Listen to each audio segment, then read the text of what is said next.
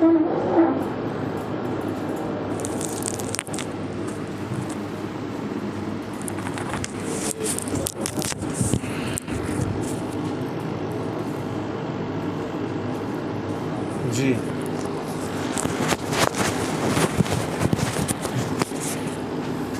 जी शुरू फरमाएं जी।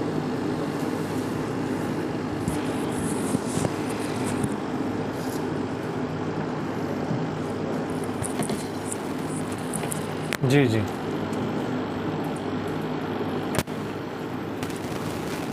बिस्मिल्लाहिर्रहमानिर्रहीम। वाल-इhtijaj बितआरुफ al-ashbah हद्दुन अला मा क़ब्लहु अय व मिथ्ल al-इफ़्तिराद al-इhtijaj बितआरुफ al-ashbah fi अदम सलाहियत al-दलील وهو عبارة من ثلاث أمرين كل واحد منهما مما يمكن أن يلحق به التنازل، كقول زفر رحمه الله في عدم وجوب غسل المرافق من الغايات ما يدخل في المغير، كقوله قرأت الكتاب من أوله إلى آخره، ومنها ما لا يدخل، كقوله تعالى ثم أتموا الصيام إلى الليل، ولا تدخل المرافق في وجوب غسل اليد بالشك، لأن الشك لا يثبت شيئا أصلا، وهذا عمل بغير هذا عمل بغير دليل، أي هذا الاحتجاج الذي احتج به زفر رحمه الله عمل بغير دليل فيكون فاسدا، لأن الشك أمر حادث فلا بد له من دليل. فإن قال دليله تعارض الأشباه قلنا هو أيضا حادث لا بد له من دليل. وإن قال دليله دخول بعض الغايات مع عدم دخول بعضها قلنا له هل تعلم أن المتنازع فيه من أي قبيل؟ فإن قال أعلم فقد زال الشك وجاء العلم، وإن قال لا أعلم فقد أقر بجهله وعدم الدليل معه هو لا يكون حجة عليه. والاحتجاج بما لا يستقل إلا بوصف يقع به الفرق حد على ما قبله، أي مثل الاضطراد في عدم صلاحيته للدليل التمسك بالأمر الجامع الذي لا يستقل بنفسه في إثبات الحكم إلا بزمام وصف يقع به الفرق بين الأصل والفرع حيث لم يوجد والفرع، كقوله في مس الذكر، أي قول الشافعية في جعل مس الذكر ناقضا للكفر أنه مس الفجر فكان حدثا كما إذا مسه وهو، وهذا قياس فاسد لأنه إن لم يعتبر في المقيس عليه قيد القول كان قياس المس على نفسه وهو خلقه، وإن اعتبر فيه ذلك القيد يكون فارقا بين الأصل والفرع، إذ في الأصل الناقض هو القول ولم يوجد في الفرع، وقد عارض هذا القياس حنفية معارضة فاسد. فقالوا إن الله تعالى مدح المستنجين بالماء بقوله فيه رجال يحبون أن يتطهروا، ولا شك أن فيه مس الفرج، فلو كان حدثا كما مدحه به، وهذا كما ترى. والاحتجاج بالوصف المختلف فيه عطف على ما قبله، أي مثل الاضطراد في عدم صلاحية الدليل الاحتجاج بالوصف الذي اختلف فيه لكونه علة، فإنه أيضا فاسد، كقولهم في الكتابة الحالة الشافعية في عدم جواز كتابة الحالة أنها عقد لا يمنع من التكفير، أي من إعتاق هذا العبد المكاتب بالتكفير، فكان فاسدا كالكتابة بالخمر، فإن هذا القياس غير تام، لأن فساد الكتابة بالخمر إنما هو لأجل الخمر لا لعدم منعهما من التكفير، والكتابة عندنا لا تمنع من التكفير مطلقا سواء كان حالة أو مؤجلة، فلا بد للقسم من إقامة الدليل على أن الكتابة المؤجلة تمنع من التكفير حتى تكون الحالة فاسدة من أجل عدم المنع من التكفير. والاحتجاج ما لا شك في فساده عطف على ما قبله، أي مثل الاضطراد في البطلان الاحتجاج بوصف لا يشك في فساده بل هو بديهي، كقوله أي شافعية في وجود الفاتحة وعدم جواز الصلاة بثلاث آيات الصلاة آيات لا تناقض عدد عن السبعة آيات سورة الفاتحة فلا يتأدى به الصلاة كما دون الآية لا يتأدى به الصلاة لأجل ذلك فإن هذا القياس الذي فيه الفساد إلا أثرى للإنسان عن السبعة في فساد الصلاة وإنما لم تنسوا بما دون الفساد لأنه لا يسمى قرآنا في العرف وإن سمى به في اللغة. جی بسم اللہ الرحمن الرحیم. اللهم صل على محمد النبی الأمی وعلى آلہ وسلم تسلیما.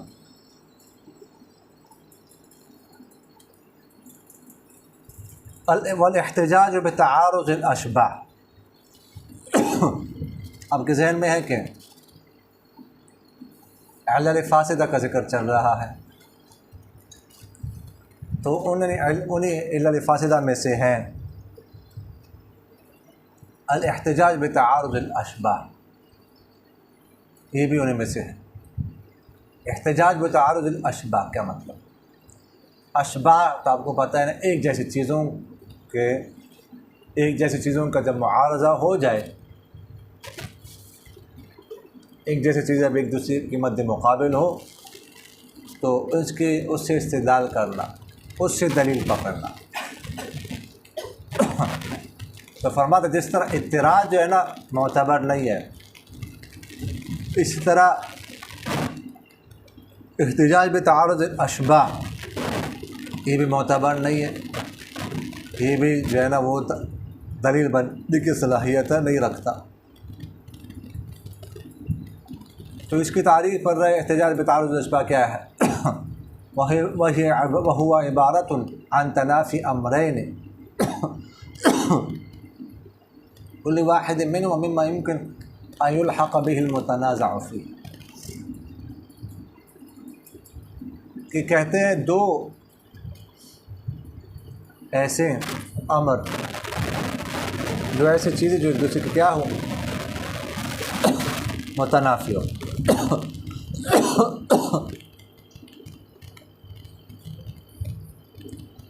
اور ہم میں دونوں میں سے ہر ایک میں اس کا امکان ہو کہ جس مسئلے میں اختلاف ہو رہا ہے نا اس کو اس کے ساتھ ملایا جائے. اس کے ساتھ بھی ملا سکتے ہو، اس کے ساتھ بھی ملا سکتے ہو. اس کے ساتھ ملائیں گے تو حکم کچھ اور ہوگا جس مسئلے میں اختلاف ہو رہا ہے، اور اس کے ساتھ ملائیں گے تو حکم کچھ اور ہوگا جس میں اختلاف ہو رہا ہے.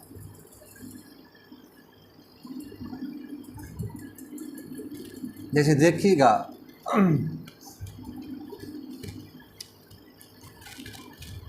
غایہ مغیہ میں داخل ہے کہ نہیں؟ انتہا ایک چیز کی ہوتی ہے. اب غایہ ایک ہے، انتہا ہر چیز کی انتہا غایہ ہے، لیکن بعض جگہوں پر غایہ مغیہ میں داخل ہوتی ہے اللہ، اور بعض جگہوں پر غایہ مغیہ میں داخل نہیں ہوتی. اب غایہ ایک جیسی غایہ ہے. اللہ اکبر. بعض جگہوں پر داخل ہے، بعض جگہوں پر داخل نہیں.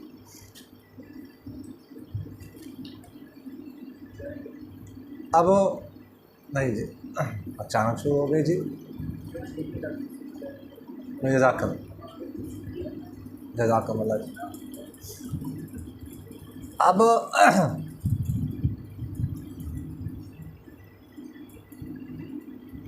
امام ظفر رحمہ اللہ فرماتے ہیں مسئلہ یہ ہے کہ جو ہے نا، یہ جو کونیا نہیں ہے، یہ جب ہاتھوں کو بازوں کو دھونا ہے تو ان کو دھونا ہے کہ نہیں دھونا، یہ مغیہ میں داخل ہے کہ نہیں ہے. قرآن پاک میں اللہ تعالیٰ کیا فرماتے ہیں؟ یا ایھا الذین آمنوا اذا قمتم الی الصلاۃ فاغسلوا وجوہکم وایدیکم الی المرافق، کہ اپنے ہاتھوں کو دھو کہاں تک؟ کونیوں تک. تو کونیہ کیا ہے؟ غایہ ہے، تک۔ اب یہ مغیم ہاتھوں کے غسل میں داخل ہے کہ نہیں؟ ان کو بھی دھونا ہے کہ نہیں دھونا؟ تو امام ظفر رحمہ اللہ فرماتے ہیں ان کو نہیں دھونا، ان کو دھونا ضروری نہیں ہے۔ سمجھ آ رہی کہ نہیں آ رہی؟ وہ فرماتے ہیں کہ بعض غایہ مغیہ میں داخل ہوتی ہے، جیسے کسی نے کہا قرأت الکتاب من اوله الی آخر، میں نے کتاب پڑھ لی اول سے آخر تک، تو آخر یہ کیا ہے؟ غایہ ہے، تو آخر کو بھی میں نے پڑھا، یعنی آخر تک کتاب پڑھی ہے۔ یہاں پر غایہ مغیہ میں داخل ہے۔ اور بعض جگہوں پر غایہ مغیہ میں داخل نہیں ہوتی، جیسے قرآن پاک میں اللہ تعالیٰ فرماتے ہیں ثم اتموا الصیام الی اللیل، کہ تم روزے کو پورا کر لو رات تک۔ تو رات کیا ہے؟ غایہ ہے، لیکن یہ روزے میں داخل نہیں ہے۔ سمجھ آگے کہ نہیں آئی؟ تو شک پیدا ہو گیا، کون سی غایہ داخل ہے کون سی غایہ داخل نہیں؟ اتنا معلوم ہو گیا بعض غایہ داخل ہوتی ہے بعض داخل نہیں ہوتی۔ تو اب مرفقین کونیہ داخل ہیں کہ نہیں؟ شک پیدا ہو گیا۔ شک کی وجہ سے تو حکم ثابت نہیں ہوتا، شک کی وجہ سے تو ان کا دھونا واجب نہیں ہوتا، تو اس لیے فرمایا کہ ان کا دھونا جو ہے ان کا غسل یہ واجب نہیں ہے، اس لیے کہ شک کسی چیز کو ثابت نہیں کر سکتا۔ لیکن مصنف رحمہ اللہ فرماتے وَهَذَا عَمَلٌ بغیر دلیل، یہ عمل ہے بغیر دلیل کے، یعنی وہ احتجاج وہ استدلال جو امام ظفر رحمہ اللہ نے کیا ہے کہ عمل بغیر دلیل کے بس یہ فاسد ہوگا، اس لیے کہ انہوں نے کہا یہ شک ہے، اس میں شک پیدا ہو گیا۔ تو ہم کہتے ہیں کہ شک جو ہے نا ان الشک امر حادث، شک بھی تو حادث ہے نا، بعد میں پیدا ہوا ہے، فلا بد له من دلیل، تو اس کے لیے بھی تو دلیل چاہیے۔ شک کیوں پیدا ہوا؟ اس کی کیا دلیل ہے؟ شک کیوں ہے؟ تو فرماتے فإن قال دلیلہ تعارض الاشباہ، کہ شک پیدا ہو گیا، اس کی دلیل کیا ہے؟ دو چیزوں کے درمیان تعارض ہونا، دو ایک جیسی چیزوں کے درمیان تعارض ہونا۔ غایہ ایک جیسی ہے نا، غایہ غایہ ہے، لیکن ان کے درمیان تعارض پیدا ہو گیا، بعض جگہ پر داخل ہے بعض جگہ پر داخل نہیں ہے۔ تو اگر وہ یہ کہتے ہیں کہ شک پیدا ہو گیا تعارض اسباق کی وجہ سے، دو ایک جیسے چیزوں کا تعارض ایک دوسرے کے مد مقابل ہونے کی وجہ سے، تو پھر ہم کہتے ہو ایضا حادث لا بد له من دلیل، کہ یہ بھی تو حادث ہے بعد میں پیدا ہو، اس کے لیے بھی دلیل کی ضرورت ہے۔ فإن قال، اگر وہ کہہ دے دلیل ہو کہ یہ جو دلیل ہے اس کی وہ ہے کہ بعض غایہ داخل ہوتی ہے مغیہ میں، بعض داخل نہیں ہوتی، تو ہم پھر کہیں گے ان سے کہ هل تعلم ان المتنازع فی من ای القبیل، کہ کیا آپ کو پتہ ہے کہ جس میں اختلاف ہے، جس مسئلے میں کس قبیل سے، یعنی کوہنیوں میں آپ اختلاف کر رہے ہیں، کوہنی وہ کس قبیل کس میں ڈال رہے، کس غایہ میں ڈال رہے، اس غایہ میں ڈالے جو مغیہ میں داخل ہے یا اس غایہ میں ڈالے جو مغیہ میں داخل نہیں ہے۔ فإن قال اعلم، اگر وہ یہ کہہ دیں کہ ہاں میں جانتا ہوں کہ کس قبیل سے ہے یہ، تو فقد زال الشک وجاء العلم، پھر تو شک چلا گیا، علم آ گیا، پھر کیسے کہہ سکتے ہیں کہ شک پیدا ہو گیا؟ پھر تو یہ نہیں کہہ سکتے کہ اس میں شک ہے، اور شک اس چیز کو ثابت نہیں کر سکتا، پھر تو شک گیا، یقین آ گیا، پھر تو یہ کہنا درست ہی نہیں ہے کہ اس میں چونکہ شک پیدا ہو گیا اس وجہ سے ہم نے کہا کہ اس کا دھونا واجب نہیں ہے، پھر شک تو ہے نہیں، یقین آ گیا۔ وَإِنْ قَالَ لَا أَعْلَمُ، اگر وہ یہ کہہ دے کہ مجھے پتہ نہیں کہ جس میں اختلاف ہے نا یہ کونیہ جو ہے نا وہ داخل نہیں ہے یا داخل ہے، مجھے پتہ نہیں کس قبیل سے ہے، تو فقد اقر بجہلی وعدم دلیل معه، پھر تو انہوں نے اپنے جہالت کا اور دلیل نہ ہونے کا اعتراف کر لیا، وَهُوَ لَا يَكُونُ حُجَّةً عَلَيْهِ، تو پھر تو یہ بھی ہمارے یہاں حجت نہیں ہے، جب آپ کے پاس علم ہی نہیں ہے تو ہمارے ساتھ کیسے اختلاف کر سکتے ہیں آپ؟ سمجھ آگے؟ دونوں صورتوں میں سمجھ آگے کہ نہیں آئے؟ آپ کا جو استدلال ہے وہ معتبر نہیں ہے۔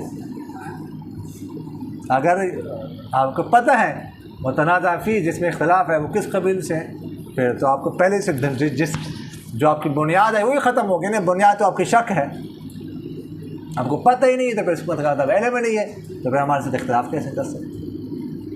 تو خلاصہ یہ کہ استدلال احتجاج بتعارض الاشباہ جو ہے نا یہ معتبر نہیں ہے۔ اگلی علت فاصلہ کون سی علت فاصلہ ہے؟ کیا نمبر کون سا ہے اس کا؟ کل میں نمبر بتاتا گیا ہوں نا، آپ ساتھ ساتھ نمبر بتاتا گیا۔ والاحتجاج بما لا يستقل الا بوصف يقع به الفرق،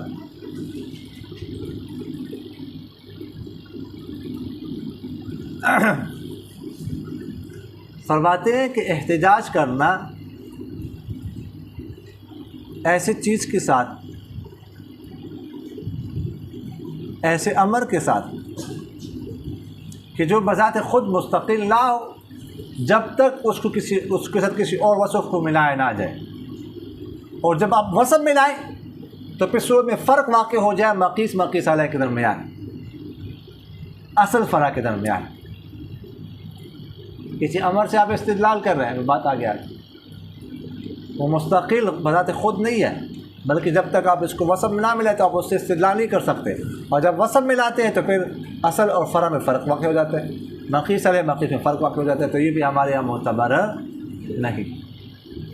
فرماتے عطف علی ما قبل، یہ بھی ما قبل پر عطف ہے، یعنی مثل اعتراض کی طرح دلیل کی صلاحیت، دلیل بننے کی صلاحیت نہ رکھنے میں، التمسک بالامر الجامع الذي لا يستقل بنفسه في اثبات الحكم الا بانضمام وصف يقع بالفرق بين الاصل والفرع۔ فرماتے التمسک بالامر الجامع کہ استدلال کرنا ایسے امر کے ساتھ جو جمع کرنے والے، جو بذات خود مستقل نہ ہو، خود حکم ثابت نہ کر سکتا، خود ثابت کرنے کی صلاحیت حکم ثابت کرنے کی صلاحیت اس میں نہ ہو جب تک اس کے ساتھ کوئی وصف ہو نہ ملائے، اور وصف ملائیں گے تو پھر فرق واقع ہوگا اصل فرق کے درمیان۔ ایسا فرق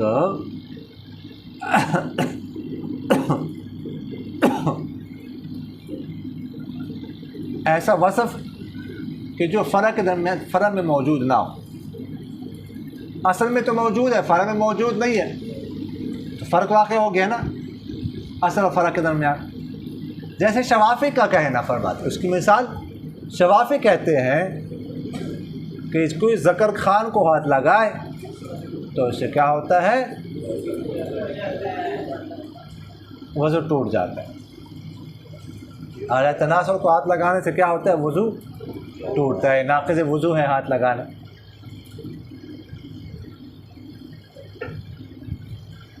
ابھی کیا کہتا ہے؟ انه مس الفرج فكان حدثا كما اذا مسه وهو يبول۔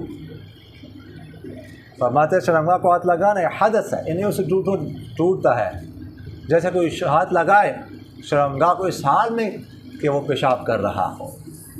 اب اس کو ذرا سمجھیے، امام شافعی رحمہ اللہ نے مس ذکر کو قیاس کیا، یہ مقیس ہے، قیاس کیا کس پر؟ جب کوئی شرمگاہ کو ہاتھ لگائے پیشاب کرتے وقت، تو مس ذکر مقیس، ٹھیک ہے، اور پیشاب کرتے وقت مس ذکر فی دوران البول وہ مقیس علیہ۔ سمجھ آ گئی نا؟ اب مقیس علیہ میں ایک وصف ہے، مقیس علیہ کیا ہے؟ شرمگاہ کو ہاتھ لگانا پیشاب کرتے وقت۔ اب مقیس علیہ میں ایک وصف ہے، وہ ہوا یبول، جو پیشاب کر رہا ہوں، وہ وصف مقیس میں نہیں ہے کہ صرف پیشاب کے علاوہ جو ہے وہ کیا کرنا، ہاتھ لگانا. سمجھ آ گئے؟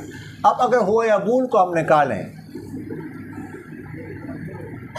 تو یہ مس ذکر کو قیاس کیا جائے گا مس ذکر پر. یہ قیاس علی نفسی ہی ہے. سمجھ آگے کہ نہیں آئی؟ اور اگر ہوا یا بول کو لگاتے ہیں مقیس علیہ میں تو فرق واقع ہو رہا ہے. مقیس علیہ میں جو وصف ہے، جو قید ہے، وہ مقیس میں نہیں ہے. سمجھ آگے کہ نہیں آئی؟ تو اصل ہم کہتے ہیں کہ جناب والا جو مقیس علیہ ہے اس میں جو وضو ٹوٹتا ہے تو وہ ہاتھ لگانے سے نہیں ٹوٹتا، وہ پیشاب کرنے سے ٹوٹ رہا ہے. ہو یا بول کی قید ہے اور پیشاب کرنے سے ٹوٹ. یہاں پر تو اب مطلق ہاتھ لگانے کا ذکر کر رہے ہیں مقیس میں، وہاں پر تو قید ہی نہیں ہے پیشاب کی، تو یہاں پر کیوں ٹوٹ جائے؟ وہاں پر تو ٹوٹ رہے پیشاب کی وجہ سے. یہ بات سمجھ آگے کہ نہیں آئی؟ تو یہ بات کرے دیکھیے گا. فرماتے ہیں فہذا قیاس فاسد. یہ قیاس کیا ہے؟ فاسد. لأنه إن لم يعتبر في المقيس عليه قید البول، کہ اگر اعتبار نہ کیا جائے مقیس علیہ میں پیشاب کی قید کا تو کیا ہو جائے گا؟ کانا قیاس المس علی نفسی، تو مس کا قیاس مس پر ہو جائے گا اور وہ خلف، یہ فاسد ہے، درست نہیں ہے. وَإِنْ اعْتُبِرَ فِيهِ ذَلِكَ الْقَيْدِ، اگر اس میں اس قید کا اعتبار کیا جائے يَكُونُ فَارِقًا بَيْنَ الْأَصْلِ وَالْفَرْعِ، تو پھر فرق آ جائے گا اصل اور فرع میں. اذ فی الاصل الناقص هو البول، تب تو وہ جو ہے نا اصل میں یعنی مقیس علیہ میں ناقص وہ بول ہے. ولم یوجد فی الفرع، فرع میں تو موجود نہیں. وقد عارض هذا القياس الحنفیۃ معارضۃ الفاسد بالفاسد. فرماتے ہیں کہ حناف نے اس قیاس کا معارضہ کیا معارضۃ الفاسد بالفاسد کے ساتھ. وہ کیسے؟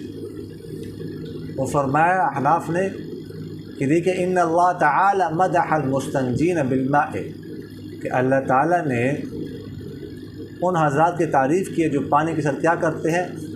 استنجا کرتے ہیں.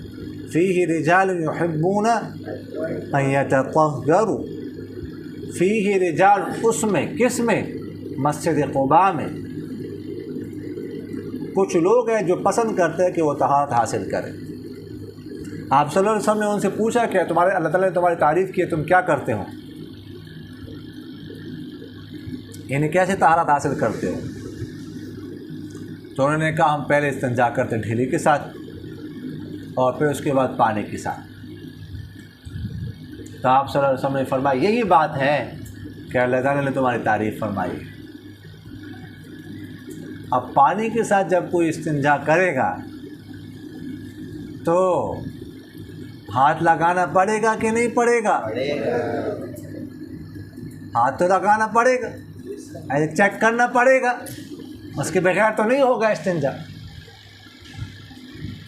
اس زمانے میں کون سا مسلم شاور تھا کہ بس دور سے ایسے جو ہے نا پانی بہا دو پریشر کے ساتھ تو ہو جائے. سمجھ آ گئی کہ نہیں آئی؟ تو اسی لیے ہاتھ تو لگانا پڑے گا، تھوڑا سا زور دینا پڑے گا، دبانا پڑے گا. سمجھ آ گئی کہ نہیں ہے؟ ہاں کہ کوئی پائپ میں کوئی رہ تو نہیں گیا کچھ. تو فرمایا ولا شک ان فیہ مس الفرج، اور اس میں کوئی شک نہیں ہے کہ جب استنجا پانی کے ساتھ کریں گے تو ترمبا کو ہاتھ لگانا پڑے گا. فلو کان حدثا لما مدحہم بہ، اگر یہ ہاتھ لگانا حدث ہوتا، اسی وضو ٹوٹتا تو آپ صلی اللہ علیہ وسلم پہ اس کی تعریف نہ کرتے. حدث کی تو تعریف نہیں کی جاتی نا، تعریف تو کی جاتی طہارت کی. وہذا کما ترى، اور یہاں پر تو آپ دیکھ رہے ہیں. سمجھ آگے کہ نہیں آئی؟ تو لہٰذا فرماتے استدلال جو ہے نا وہ تام نہیں ہے، استدلال درست نہیں. والاحتجاج بالوصف المختلف فیہ، علت فاسدہ کا ذکر ہے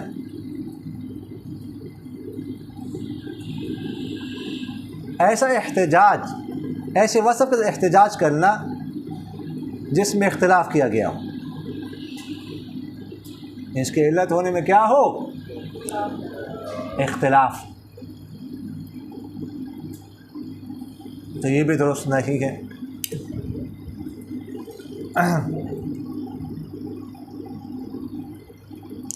مثال دے رہا مصنف رحمہ اللہ، امام شافعی رحمہ اللہ، شافعی فرماتے ہیں کہ کتابت حالہ جائز نہیں ہے۔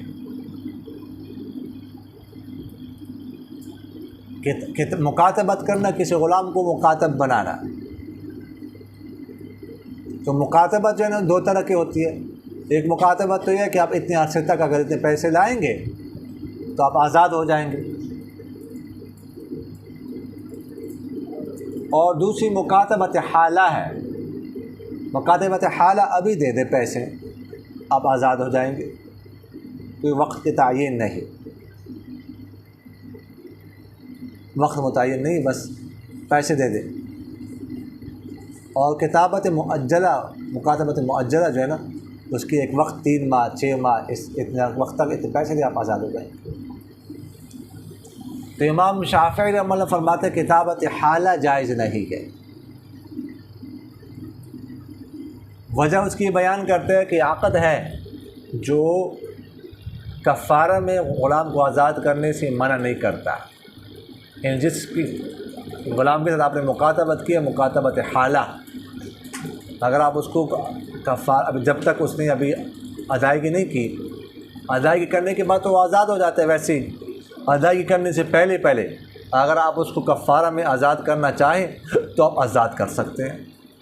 تو چونکہ کتابت حالہ جو ہے نا کفارہ میں آزاد کرنے سے منع نہیں کرتی، اس لیے یہ جائز نہیں ہے۔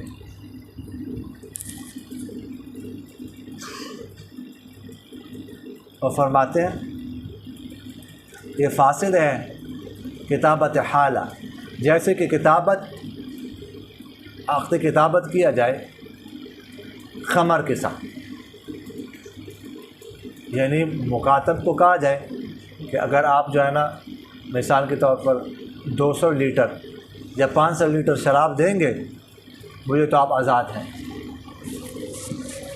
تو جس طرح یہ عقد کتابت فاسد ہے، درست نہیں ہے، اس طرح وہ حضرات فرماتے ہیں کہ کتابت حالہ بھی فاسد ہے، درست نہیں، جائز نہیں۔ لیکن فرماتے ہیں قیاس جو ہے نا یہ تام نہیں، درست نہیں، اس لیے کہ جو خمر کے ذریعے سے خمر کو بدل بنایا جائے جو عقد کتابت ہے، وہ تو اس لیے درست نہیں ہے کہ اس میں خمر ہے، ٹھیک ہے، خمر کی وجہ سے وہ درست نہیں ہے، اس لیے کہ خمر ہمارے اعمال متقوم نہیں ہے، اس وجہ سے نہیں کہ اس کو کفارہ میں آزاد نہیں کر سکتے۔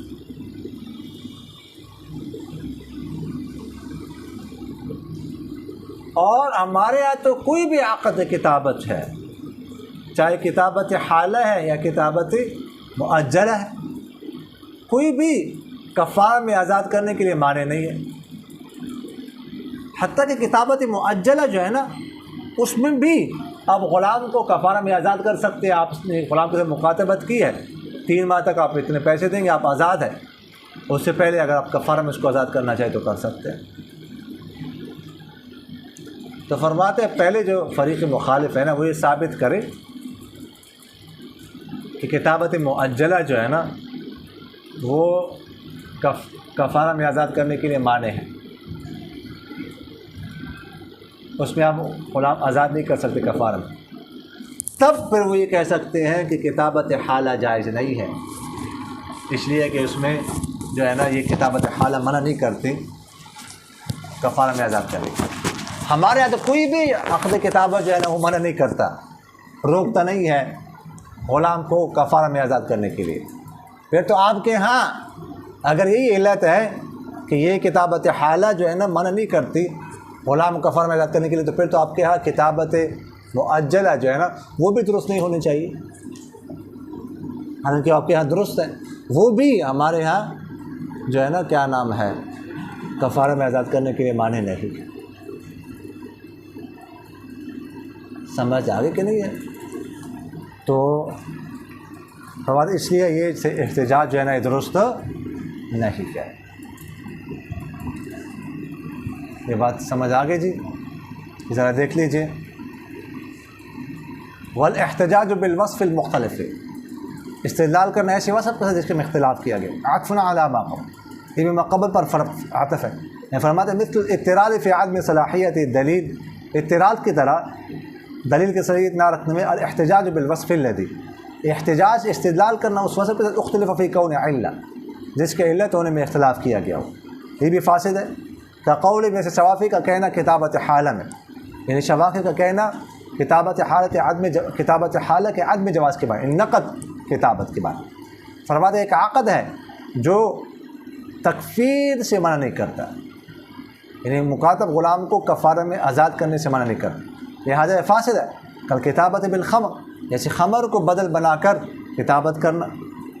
فرماتے فإن هذا القیاس، ایک قیاس تام نہیں ہے، اس لیے کہ خمر کے ساتھ کتابت کا فساد جو ہے نا وہ تو سوائے اس کی نہیں، اجل خمر کی وجہ سے ہے، نہ کہ اس وجہ سے کہ وہ روکتا ہے اس کو کفارہ میں آزاد کرنے سے. اور کتابت ہمارے یہاں منع نہیں کرتا کفارہ میں آزاد کرنے سے مطلق، چاہے کتابت حالہ یا کتابت معجلہ. بس ضروری ہے خصم فریق مخالف کے لیے کہ وہ دلیل قائم کرے اس بات پر کہ کتابت معجلہ جو ہے نا وہ کفارہ میں آزاد کرنے سے منع کرتی ہے، یہاں تک کہ کتابت حالہ فاسد ہو جائے کتاب تک غلام کو کفارہ میں آزاد نہ روکنے کی وجہ سے. والاحتجاج بما لا شک فی فساد، استدلال کرنا ایسی چیز کے ساتھ جس کے فاسد ہونے میں کوئی شک نہ ہو، ایسا وصف جس کا فساد بالکل کیا ہو، قطعی ہو، یقینی ہو.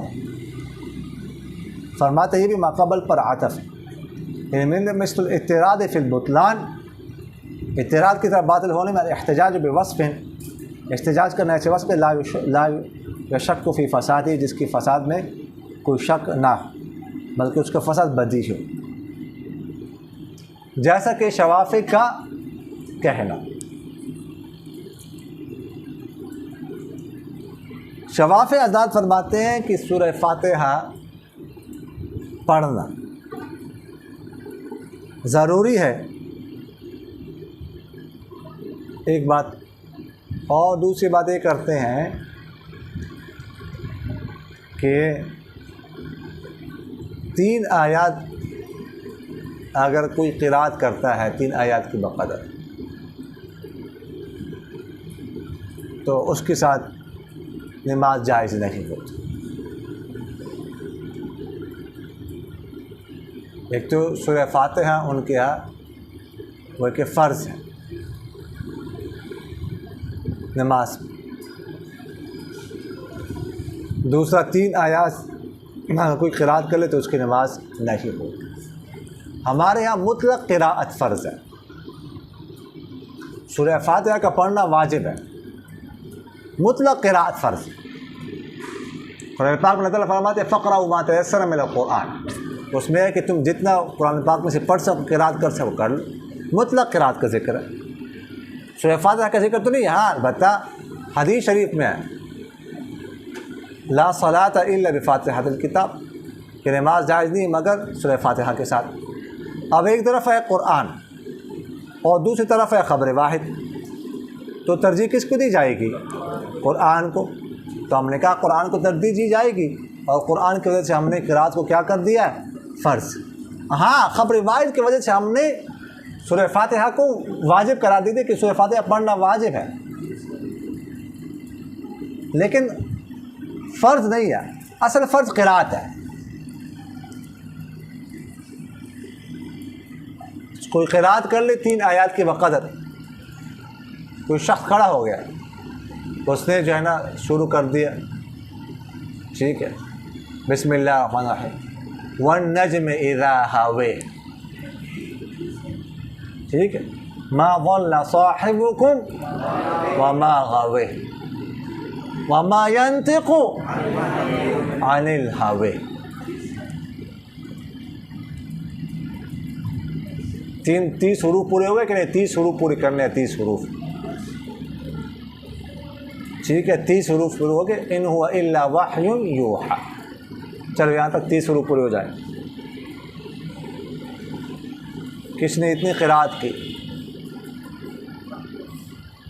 بھول گیا. باقی سورہ فاتحہ بس رکوع کر لیا, آخر میں اس کے آگے سورہ فاتحہ نہیں پڑھی, سیدھا سا وہ کر لی, بس نماز ہو گئی. سمجھ آ گئی کہ نہیں ہے؟ تو قرات, بس قرات اتنی قرات کی نہیں, رکعت کھڑے ہو گئے پھر رکوع میں گئے. سمجھ آ گئی کہ نہیں ہے؟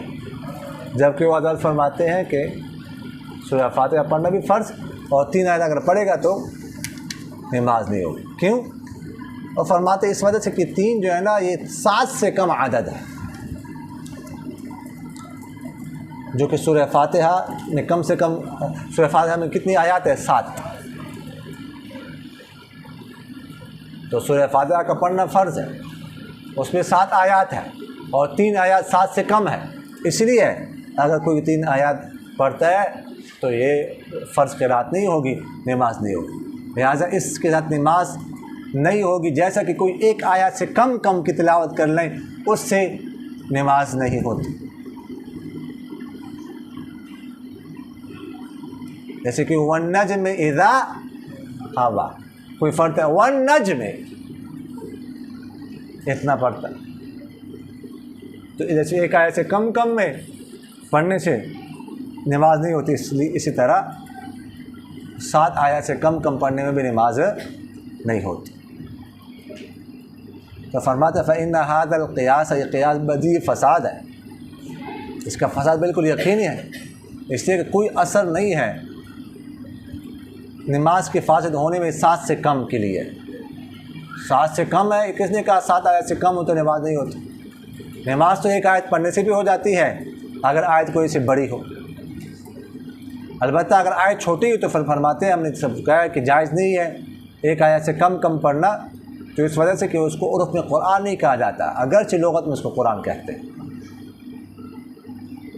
اس وجہ سے کہا. اگر 1 آیت بڑی ہے, 30 حروف اس میں پوری ہو رہے ہیں, آیت مداینہ ہے, نماز سب کے ہاں ہوتی ہے. سمجھ آگے کہ نہیں ہے؟ اس کے اور بڑی آیات ہیں, وصیت والی جو ہے یوصیکم اللہ فی اولادکم للذکر مثل حظ الانثیین, جو آپ حضرات کو فرافر یاد ہے, وہ آیت ہے. سمجھ آگے؟ سننے کی ضرورت تو نہیں ہے نا, حسن ظن رکھنا چاہیے نا. جی تو اس کا ترجمہ آپ کر لوں یا ہو گیا؟ جی سمجھ آ گئی کہ نہیں ہے؟ وما علینا الا البلاغ.